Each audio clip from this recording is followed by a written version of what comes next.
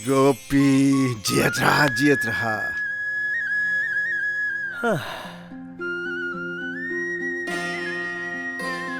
अरे वाह मालिक, का बात बा। अरे ई तरह का देख रहल बाड़ा? आए? मालिक 55 बरिस पूरा हो गई बाकिर आज भी रहुआ सामने खूबसूरती में केहू नहीं खे। मालिक आप बुरा ना मानी तब एक बात पूछी? अरे पूछा, 1000 बार पूछा। मालिक रहुआ मुंबई में जाके फिल्म में काम करे कोशिश कैले होती ना, जितना खान लोग बा, जितना कपूर लोग बा, जितना देवल लोग बा, सबके छुट्टी हो गई रहे। ओ बाबा, अरे बाबा। एक बार हम मुंबई गए रहे। अच्छा। और सिलेक्ट भी हो गए नहीं। अच्छा। और फिर उस ससुरी हीरोइन हम पे लड्डू हो गई नहीं। अरे बाप। और हम भी हीरोइन पे लड्डू हो गए। एगो साला गलती हो गई। ऊ का? फिल्म का प्रोड्यूसर डायरेक्टर भी ऊ पे लड्डू रहे, हमको मालूम नहीं। एक दिन मेकअप रूम में खुसर फुसर करते रही नहीं, वो साला जोर से लात मार के दरवाजा खोल अंदर आई गई और पूछलस का होत बा, का होत बा। हम कहनी नहीं साहब कछु नहीं। तभी आओ देख लिस ना तो हमारा लड्डू बना देलिस, हमारे हाथ में देलिस टिकट, कलकत्ता मेल में बैठावलिस। हम पटना आ गई। उसके बाद हमार हीरोइन ई हो गई। ई हमारी हीरोइन बाड़ी। सदा सुहागन रहो। मालिक हम जाता नहीं। हाँ हाँ जाओ जाओ जाओ। टनाटन जरा इंगे वाह शाबाश। कहाँ जात बड़ा? अरे मालिक हमरा धान कुटावल बहुत जरूरी बा ना, हमें से वहाँ जाता नहीं। धान कुटावे का बात बा? ये तू रोज 10-10 बोरी लेके धान जाले कुटावे खातिर, एक साथ 100 बोरी काहे ना ले जाला? हाय हमके तो बचवा दाल में कुछ काला लगेला। मालिक मुझे दाल नहीं चाउर के मामला बा, तो चाउर में काला कहाँ से आई? अरे चाउर में काला कहाँ से आई? चाउर में घोटाला तो आई। अरे नहीं नहीं नहीं मालिक, हम तो यहाँ से सीधा जाइला और सीधा वापस आ जाइला। कितना सीधा जाला, कितना सीधा आवेला, हम सब समझिला। सुनी जी, सवेरे सवेरे काहे ओकरा उल्लू धुतु करत बानी? तो जा बोबी। जी जी मालिक। कौशल्या ई शक विशक के चक्कर में पड़ गइल बा। बहुत अच्छा लइका हा, हमने के कितना ख्याल रखेला। हाँ बात बहुत अच्छा। सगा नहीं बा, पर सगन से भी ज्यादा प्यार करेला हमनी से। कितना ख्याल रखेला हमनी के। और एगो उधे बा हमनी के परदेश जाके हमनी के भुलाए गई। कुछ याद नहीं के माई कैसन बानी, हम कैसन बानी। पढ़ा लिखा के ओह के परदेश भेजल गई के पढ़ लिख के आई, काम काज संभारी। पकड़ो पकड़ो पकड़ो पकड़ो पकड़ो सन्नी को पकड़ो पकड़ो। पकड़ ले। डैडी हम भी बहुत थक गईली। काहे बेटा? मालूम बा जब हम तोरे उम्र का रहे ना तो हम ऐसे खिलत खिलत थक जाते रहे और अपने बाबूजी के गोदी में जाके बैठ जाते रहे। राव डैडी हमार का लगेले? हमार डैडी तोहार दादाजी लगी। रउआ हमके बताओली नहीं कि हमार दादाजी भी बड़े? सुरेखा। जी मम्मी। सनी के अपना कमरा में लेके जा। चला बेटा।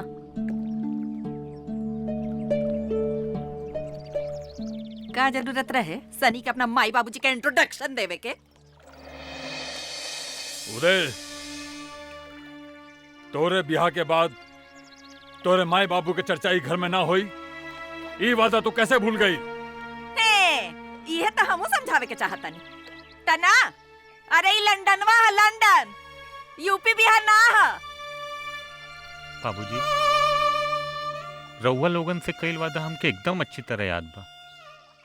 तब्बे तो हिंदुस्तान से इला के बाद एको बार भी पलट के हम अपने माई बाबूजी के फोन ना कईनी, और उनकर फोन आयल भी तो रउआ लोगन के अच्छी तरह मालूम बा कि हम का जवाब देने।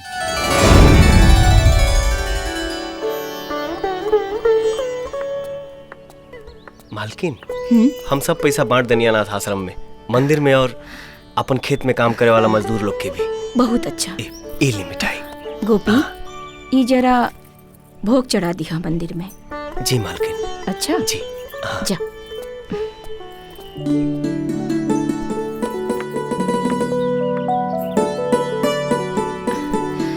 बेटा के जन्मदिन के बधाई हो जी। तोहके भी बहुत बधाई हो।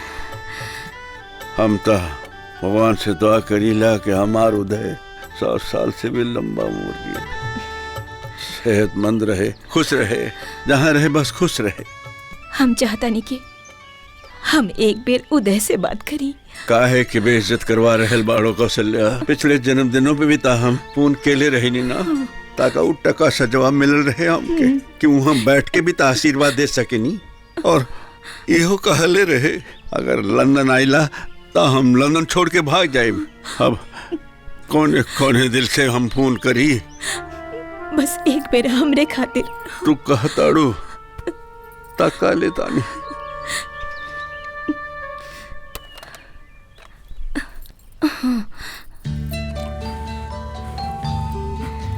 Happy birthday to you. Happy birthday to you. Happy birthday to dear Uday. Happy birthday to you. वाह वाह वाह। Health conscious.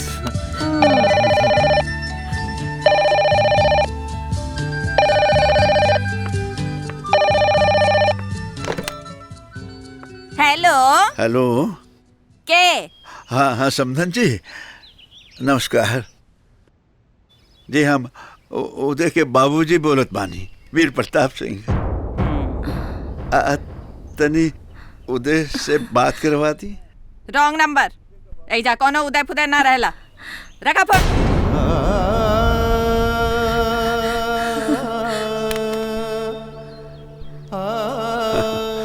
Wrong number.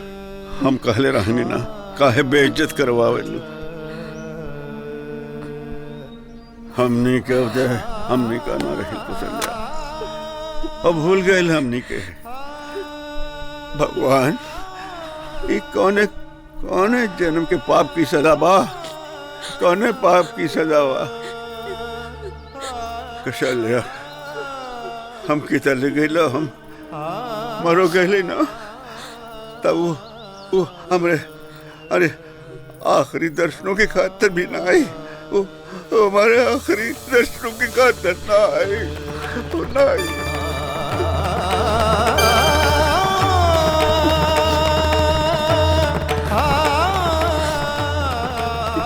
मालिक रउआ रो रहल बानी। जौन इंसान दूसरा के आंसू पूछे, आज वो इंसान के आंख में आंसू कैसे? बटुआ जब दिल पे चोट लगेला आंसू बह निकलेला आंसू। मालिक रउआ हमार मालिक हई, हमरा और सेवक हई। और जवन सेवक अपना मालिक के दुख के ना बांटे, उस सेवक कौन बात के? मालिक ये आंसू के पीछे कौन ऐसा दुख छुपल बा जवन हमरे मालिक के आंख से आंसू गिरा देलस? बताई ना मालिक, बताई ना। वो बात जान के का करबा तू? मालिक हमें घर के नौकर हैं, बाकी घर के छोटा मोटा एक हिस्सा तो है ना। बताई ना मालिक। सुने के करेजा बा गोपी तो सुना। आज से 8 साल पहले के बात बा। उदय बेटा, डिग्री ता अपने देश में रह के भी हासिल कर सकेला। एक से एक बढ़िया कॉलेज बा अपने देश में। यहाँ के कॉलेज से लोग डिग्री हासिल करके बाहर के देश में नाम रोशन करते बड़े। तू काहे बाहर जायल चाहत बड़ा? बाबूजी अब ग्रेजुएशन से हिंदुस्तान से कर लेनी और अपना देश से भी हम MBA की डिग्री ले सकीला। हम माना तानी कि अपना देश में भी बढ़िया बढ़िया कॉलेज बा बाबूजी, पत्नी सोची अगर लंदन से डिग्री ले तो ओकर बात का होगी। ए जी, अगर उदय बाहर जाए के चाहत बा पढ़ाई करे खातिर तो ओके जाए दी ना। कौशल्या, मालिक एक एक उतर दे ले बाड़े, एक भी पढ़ी खाए ते बाहर भेज दे, मन नहीं करत। बाकी लंदन जाके डिग्री हासिल करे के बाद ये हमनिए के नाम रोशन करी ना जी। अब दोनों माई बेटा मिलके बनौले बानी प्रोग्राम, जाइंदा भेज दा। बाबूजी खाली 3 साल का तो बात बा और 3 साल तो पलक झपकते बीत जाए। बाबूजी हमार तो सिर्फ एक के सपना बा कि हम खूब कमाई, खूब, और अपने माई बाबूजी का खूब सेवा करें, खूब सेवा। खूब तरक्की करी हा बेटा। उदय, उदय, आपका रुलाइबा हमके ठीक बा जा, लेकिन तोहरे बिना घर में रौनक नहीं रही बेटा। डिग्री हासिल करे खातिर उदय बेटा कितना पैसा लगी? ये कुछ 30-35 लाख रुपए। 30-35 लाख? टुकुराए ओके भेज लो चाहे बाड़ो, और पैसों की फिक्र बा। अरे इतना बड़ा जमीन बा, हमनी के 1 लाख जमीन बेच दे बेटा खातिर। हाँ, अपन ख्याल रखिए। शुरू में तो सब कुछ भले भांति चलत रहे, वही बहुत खुश रहले, फोन करत रहले, हम ही बहुत खुश रहली, हम भी फोन करत रहली। फिर एक दिन अचानक एक दिन का भइल मालिक, लंदन के जॉनी कॉलेज में हमार उदय पढ़त रहे, वही कॉलेज में सुरेखा नाम की एगो लड़की भी पढ़त रही। दोनों में प्रेम हो गई और बात लगन तक पहुंच गई। सुरेखा के बाबूजी लंदन के बहुत ही धनी आदमी रहलन। दोनों मिलकर आशीर्वाद देवे खातिर उनके घर पहुंच गए।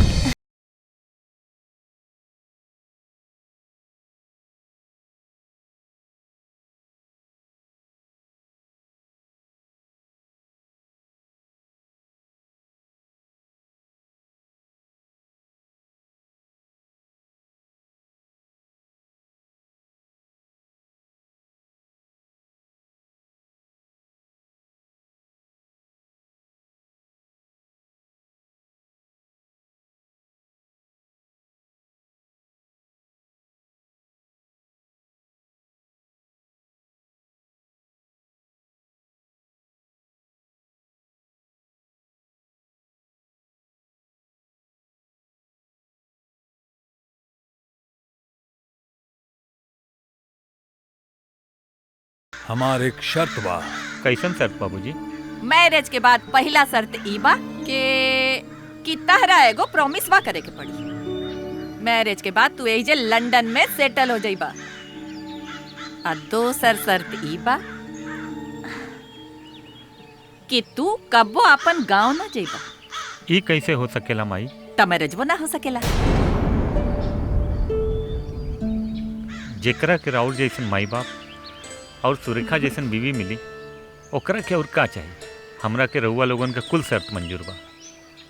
हम आजे बिहार जा और अपना माई बाबूजी के मना ले। ये तो बहुत अच्छी बात बा बेटा, बहुत अच्छी। ठीक बा, प्रणाम। खुश रहा। चलम। जियत रहा। माई, तहरा का लगता कि उदय के माई बाबूजी तहार शर्त मान जाई हैं? ओ माय डियर डॉक्टर बा, उ अपन माई बाबूजी के लगे अपन शर्त मनवावे ना गइल हा, अपन फैसला सुनावे गइल हा।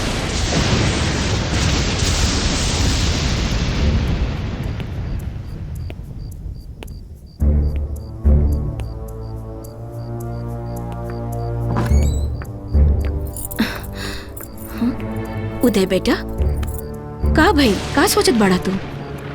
माई ही हम फैसला कर ले बानी कि हम हमेशा खातिर लंदन सेटल हो जा। लंदन? अरे बेटा, हम सब तो यहाँ खुश हैं। यहाँ पे हमने के कारोबार बा, जमीन बा, सब कुछ बा। और हम रउआ लोगन का बात नहीं के करता नहीं, हम अपन बात करता नहीं। का कहला तू?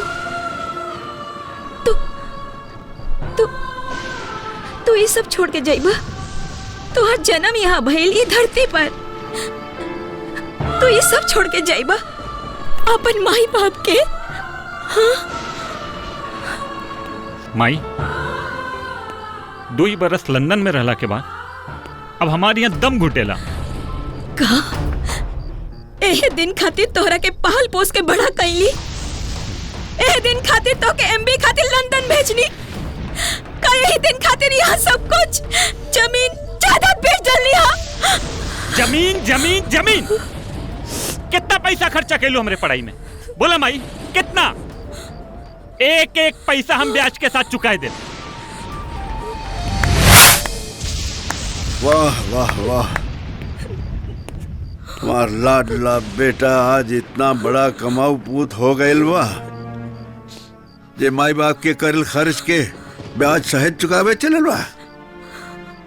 अरे ब्याज चुकावे के बाद 9 महीना तुहार माई तोहके पेट में रखलस, अपना दूध पिला के तोहके बड़ा कैलस, खुद गीला में सुत के तोहके सोखा में सलावलस, ओकर ब्याज चुका सकेला? माई बाप के प्यार के ब्याज चुकौला के तालीम कहाँ पाउला उदय साहब? जरा हमके भी बता दे, ताकि प्यार के ब्याज चुकौला की मंडी में हम केहू से पीछे न रह जाएं। ये सब कई के रउआ लोगन हमरा पे कौन उपकार नहीं के कैला? हर माई बाप ये सब अपने औलाद बदे करेलन। ये सब रउआ लोगन का फर्ज रहे, फर्ज। इतना बड़ हो गईल बड़ा तू?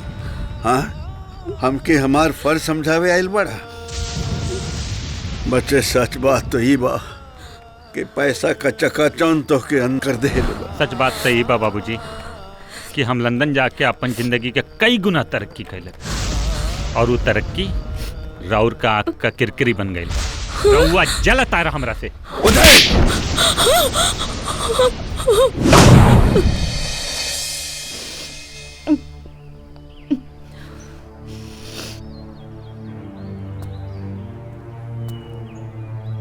मालिक, भैया भौजी जरूर रही हैं। के लेके आई उनकरा के गोपी? हम लेके आए वो लोग के, यही घर में, यही छत के नीचे। जह के माई की ममता ना ला पाउलिस, जह के बाप के प्यार ना ला पाउलिस, कि तू का लई बा गोपी, का लई बा? आंसू दुनिया खातिर भले पानी के कतरा होके, बखेर आंसू हमरा खातिर अनमोल मोती बा। और कसम भाई अनमोल मोती के, जब तक भैया भाभी के लेके ना आए तब तक हम ही घर में वापस ना आए।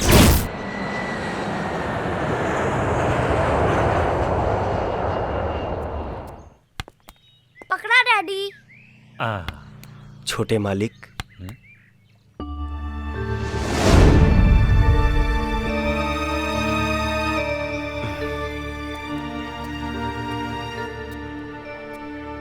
पाए लागी भैया। माफ करिए भाई, हम तोरा के पहचानत नहीं की। हम आपके नौकर हैं।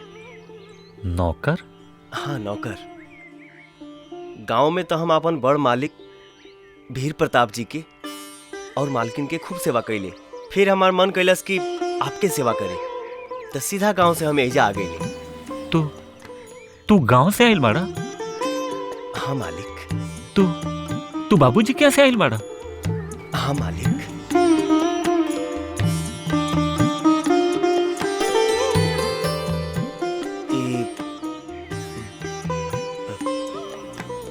तू सनी हवा ना? हाँ, हम सनी बानी।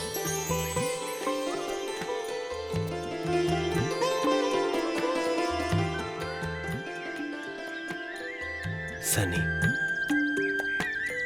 तोके देख के आंख के ठंडक पड़ गई। तू हमारा गले से ना लग पा? काहे नहीं? Don't touch my child with dirty finger बा। हैं ए ई लंदनवा लंदन कोनो यूपी बिहार ना रह। जवन गोड़ से एजा आइल बड़े उहे गोड़ से निकल जाओ एजा से। बेटा का नाम बताओ ले रे तू अपन? जी गोपी। हम तोरा के यहाँ बुलावले रहली? नहीं। तोरा के टिकट भेजले रहली? नहीं। नहीं। मैडम की सुनला, जौन गोड़ से तू आए रहली वही गोड़ से तू वापस चल जा। और कब्बो इधर आवे की कोशिश मत करिया, बुझला? चल जा।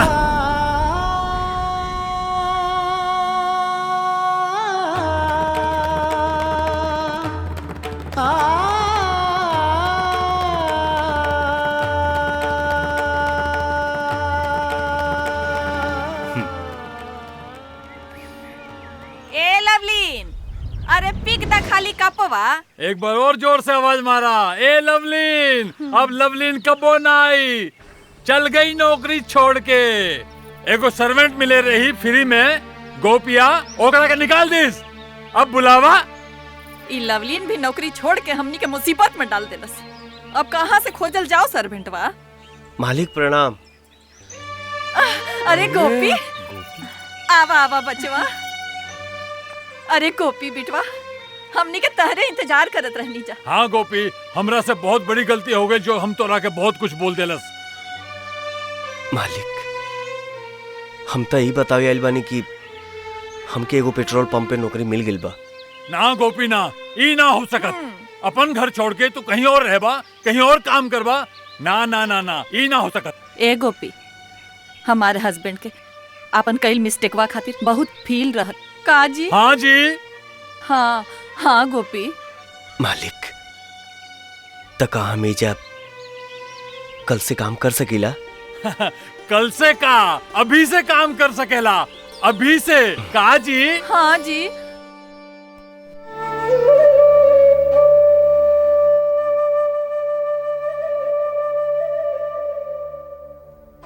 मालिक,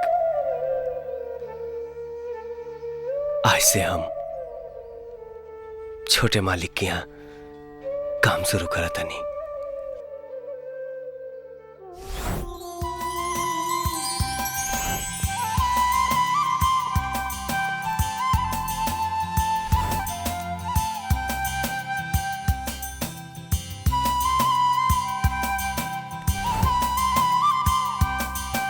अरे गोपी जी। सनी के ध्यान से बस स्टॉप तक छोड़ दो। हाँ मालिक। चलो बाय बेटा। Bye daddy. Bye bye bye. Mummy.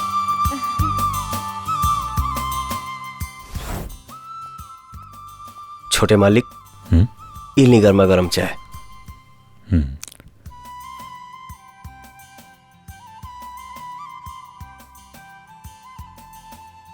वाह गोपी, का चाय बनोले बाड़ा, मजा आ गए।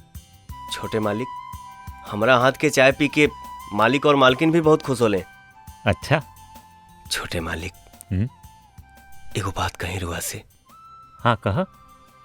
गांव में मालिक और मालकिन रुआ से बात करे खातिर बेचैन बा लोग। रात दिन रुए नाम लेला लोग। हम हाथ जोड़ के रुआ से विनती करता नहीं, एक बार बात कर ली वो लोग से।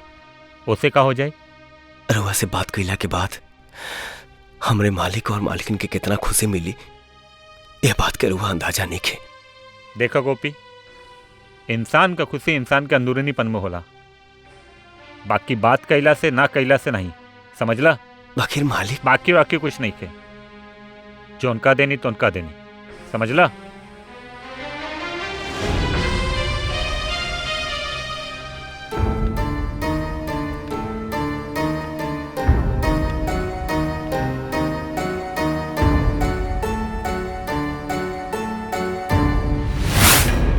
तू का कह रहल बड़ा गोपी बेटा? हैं? अपहरण कितना बड़ा गुनाह होखेला तोरा के मालूम है? और लंदन के कानून में एकरा के सबसे बड़ा जुर्म मानल जाला, जेकर सजा कम से कम 7 साल तक ले हो सकेला। का करी चाचा, हमरा लगे एकरा अलावा और कोनो रास्ता नहीं खे। हम जौन भी कहीं मजबूरी में कहीं नहीं। हम सच कहता नहीं चाचा, छोटी मालकिन के सामने कितना गिड़गिड़ी नहीं।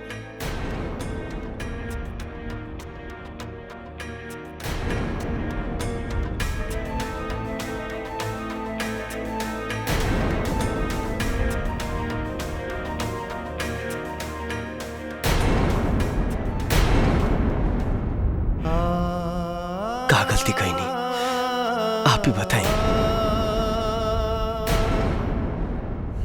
बोला गोपी बेटा, तोरा क्या हमनी से का मदद चाहिए? चाचा जान, जब तक हम अपना मकसद में कामयाब नहीं हो जाते,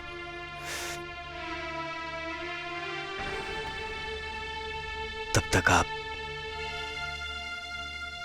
सनी के अपने पास रख ली। तू सनी की चिंता बिल्कुल छोड़ दा। बस इतना समझा कि आज से सनी अपना दादा दादी के पास बटे। खुदा हाफिज।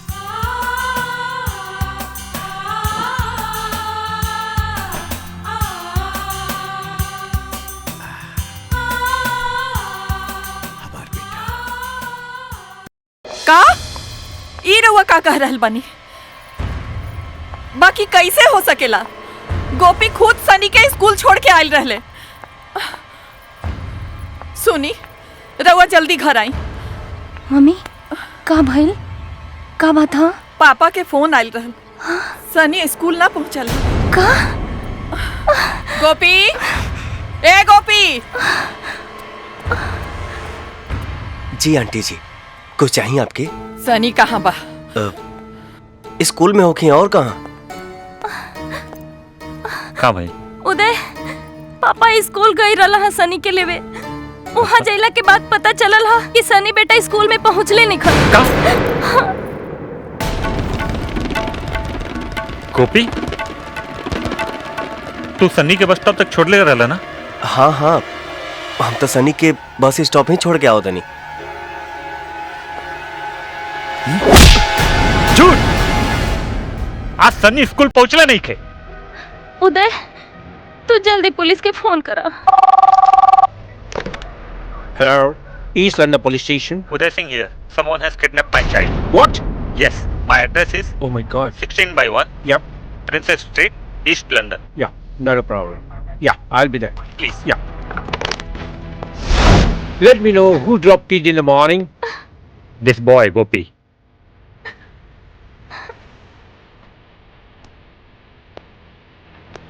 So, Mr. Gopi.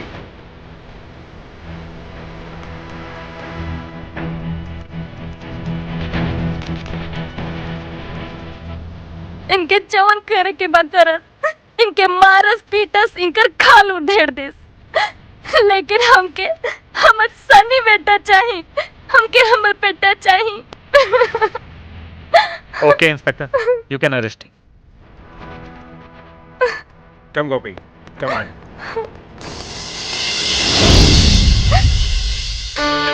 उदय, उदय बेटा, कैसे बढ़ा तू? हाँ? बाबूजी, गोपी के यहाँ भेजले का जरूरत रहे? जाना था कितना जलील हरकत के लेबा? का जलील हरकत के लेबा? वो हमरे बेटा सनी का अपहरण कर लेबा। सनी का अपहरण? हाँ गोपी। और बतावत नहीं के कि कहाँ बा सनी? नहीं नहीं, तो के गलत फहमी भइल बा। तू ऐसे काहे करी? फिरौती मांगे खातिर और काहे खातिर? जौन उ बिहार में ना कह सकल, वो यहाँ कह देलस। हम गोपी पे भरोसा कई के ना अपन जिंदगी का सबसे बड़ा गलती कैले बानी। फिरौती? फोन दा, जरा गोपी को फोन दा। गोपी ये वक्त पुलिस के हिरासत में बा।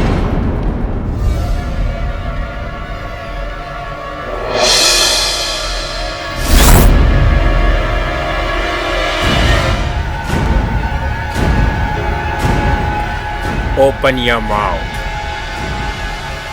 I say, open your mouth. You. Yeah.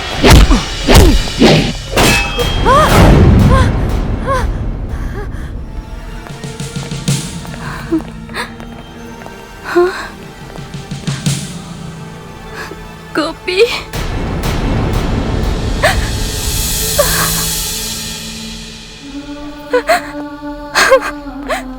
हम तोहरे हाथ जोड़ता नहीं गोपी। अगर हमसे कोनो गलती हो गई होके, तोरा दिल के दुख पहुंचल होके, तो हमके माफ कर दा। लेकिन हमरा सनी बेटा के हमके वापस लौटा दो। अरे छोटी मालकिन, ये रुआ का करतनी। राउर जगह जमीन पे नहीं, एक कुर्सी पे बा। आप बैठी। भीख मांगे वाला कबो कुर्सी पर ना बैठे। हम तोहरा से अपन आंचल फैला के भीख मांगतानी। हमर सनी बेटा कहाँ बाड़े बता दा। ना बताई, कबो ना बताई। तू हमके इतना परेशान काहे करो तारा?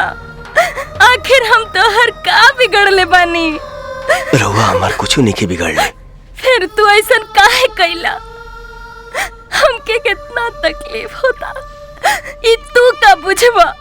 माई और बेटा के प्यार तोहके का पता? तोहार तब बियाह नहीं खे भइल, तो औलाद के दुख का महसूस करबा? 8 दिन हो गए हम अपन बेटा के शकल तक ना देखनी। 8 दिन तक हमरा मुंह में खाना के एगो निवाला तक ना गइल, पानी के एगो घोंट तक ना पी पौनी। गोपी, अब हम टूट चुकल बानी, अब हम टूट चुकल बानी। खाली 8 दिन में राउरी हाल हो गई। सिर्फ 8 दिन में बिना औलाद के राउरी हाल हो गई।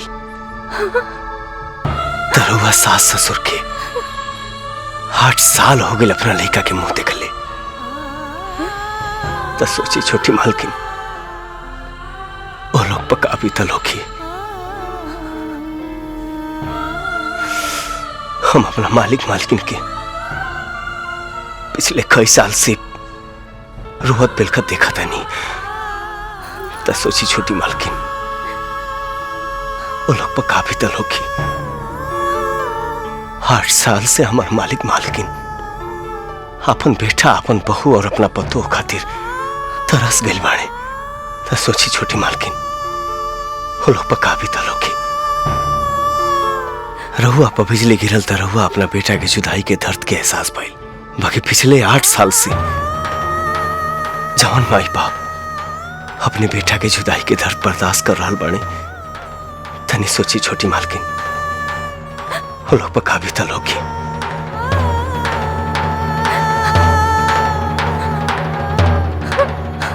ए, सीधे सीधे बताओ हमार ग्रैंडसनवा कहाँ बा? हमनी एजा तोहार लेक्चरवा सुने खातिर नहीं ख्याल बानी जा। सनी जहां भी बाड़े ठीक बाड़े और बहुत खुश बाड़े। अब हमरा बुझाई कि तू लंदनवा काहे खातिर आइल रहला। पैसा ऐठे खातिर? फिरौतीवा चाही तोहके? कितना पैसा चाही?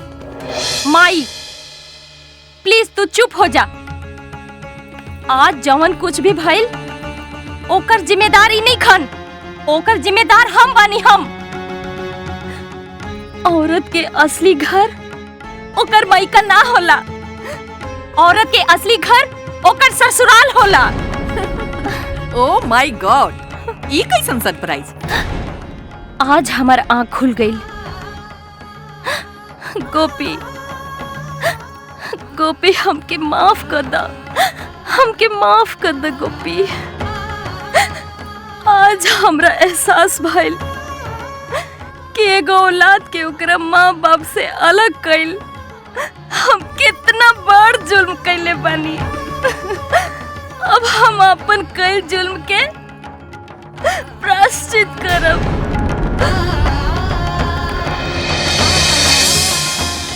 प्रायश्चित? हाँ प्रायश्चित। अब हम सब इंडिया जाइब जा, अपना बाबूजी के पास, अपना माई के पास, अपन कल गलती के माफी मांगब। सुरेखा, ई का? ई यूपी बिहार के संस्कार बा, तहर लंदन के ना। हम इंडिया जाइब। सच भाजी? हाँ। छोटे मालिक तनी अपन मोबाइल दी।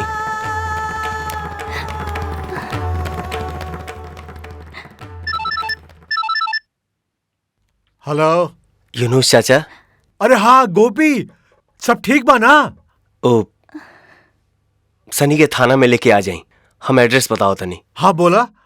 ईस्ट लंदन पुलिस स्टेशन में लेके आ जाए। ईस्ट लंदन ना जी। आओ बता। मम्मी सनी बेटा, सनी बेटा, सनी बेटा,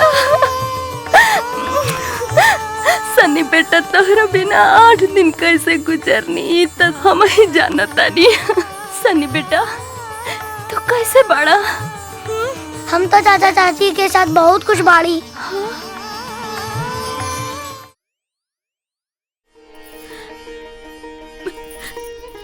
बेटा माई रहुआ भी जियत हमका रह। माफ कर। ना बेटा ना, सुरेखा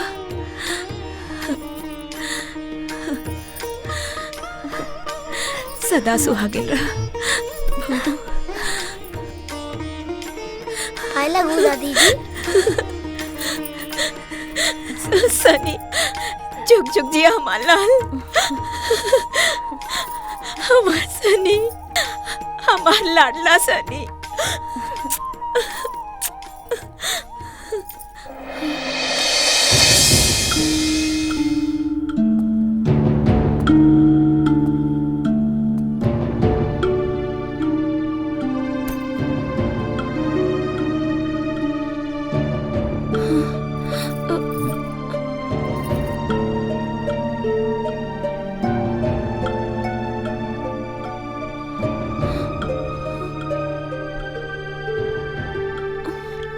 मालिक, अब तई परिवार एकजुट हो गई। अब शायद कौनो दूसर घर हमरा के बुला रहा बा। गोपी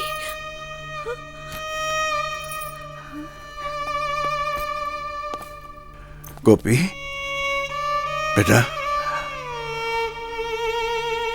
अपने बाप के छोड़ के जात पड़ा हैं?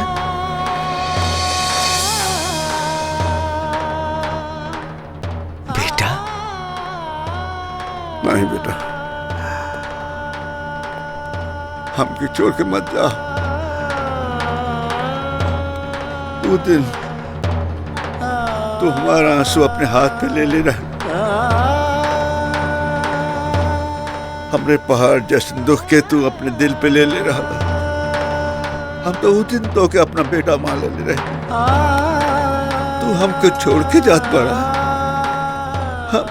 हम तो सुबह से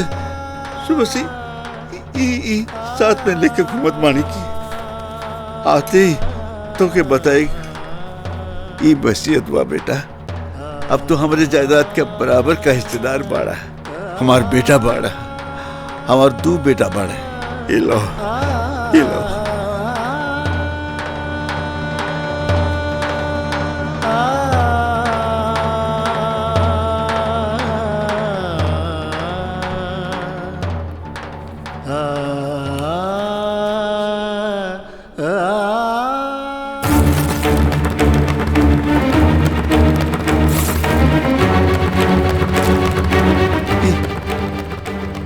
ई का गेला बेटा?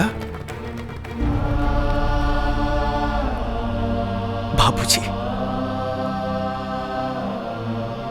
हाँ, एगो अनाथ के माई या बाप मिल जाओ, ऐसे बढ़ के दौलत और का हो सकेला। गोपी, गोपी, गोपी, बेटा, बेटा, कौशल्या देखा, भगवान हमके एगो नहीं 2 बेटे देले बाड़े। 1 मिनट। आ गई होके वाला समझे आ गई। आपन पसंदीदा फिल्म देखे खातिर डाउनलोड करी दंगल प्ले ऐप।